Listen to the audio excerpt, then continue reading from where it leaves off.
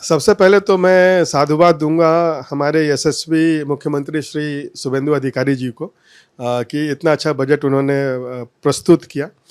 मैं एक्चुअली पूरा budget session में सुन रहा था, तो जहाँ पर उन्होंने राजवंशी से लेकर ट्राइबल लोगों का भी ख्याल रखा है सरकार ने, और सरकारी कर्मचारियों से लेकर जो अन्य लोग हैं, सबका बजट में ख्याल रखा गया है। साथ में उन्होंने बड़ी बात कही कि हम कोलकाता में जितने भी सरकारी स्कूल है, उसका जो मिड डे मील का भार है वो इस्कॉन को देंगे। तो इसके लिए हम लोग बहुत साधुवाद देते हैं, धन्यवाद देते हैं। आप सभी जानते हैं कि इस्कॉन अनामृत फाउंडेशन हमारा जो विंग है मिड डे मील का, उसके थ्रू 2004 से हम लोग पूरे भारत में मिड डे मील सर्व कर रहे हैं।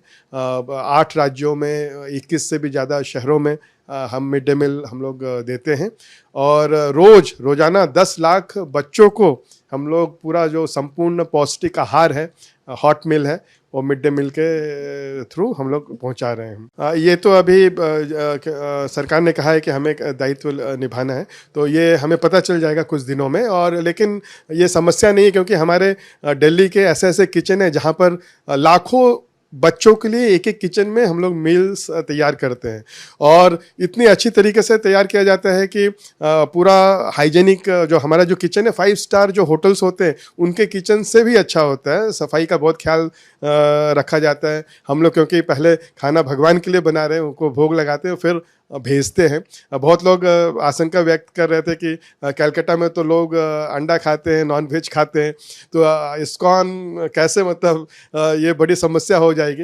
लेकिन हम लोग का कॉन्फिडेंस है, क्योंकि हम लोग लास्ट 21 सालों से ऐसे ऐसे राज्यों में कर रहे हैं जहाँ पर सेम बंगाल की, तो जैसे महाराष्ट्र में भी बहुत लोग नॉन वेज खाते हैं। और मैं आपको एक उदाहरण दूंगा, स्टीव जॉब्स का एक स्टैनफोर्ड कमेंसमेंट एड्रेस है।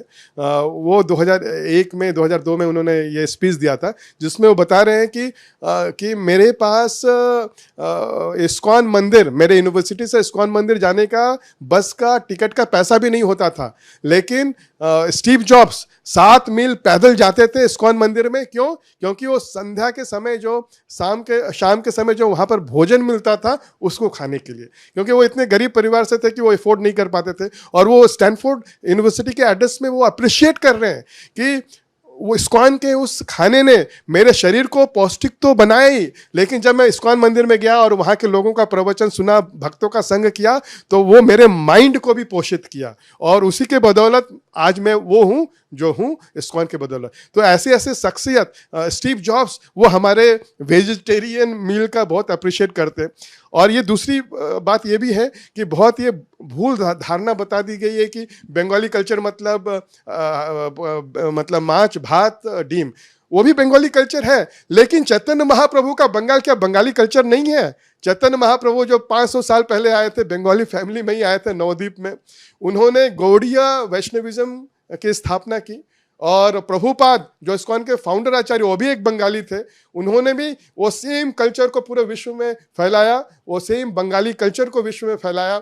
और वही वेजिटेरियन फूड के बदौलत आप देखेंगे पूरे विश्व में हमारे इस्कॉन के 8 करोड़ से भी ज़्यादा भक्त हैं। 4 करोड़ तो विदेश में भक्त हैं, जो लोग नॉन वेज, गाय का मांस सब कुछ खाते थे, लेकिन अभी 50 सालों से वो इस्कॉन का गौड़िया बंगाली कल्चर फॉलो कर रहे हैं, जो कि संपूर्ण रूप से प्योर वेजिटेरियन है।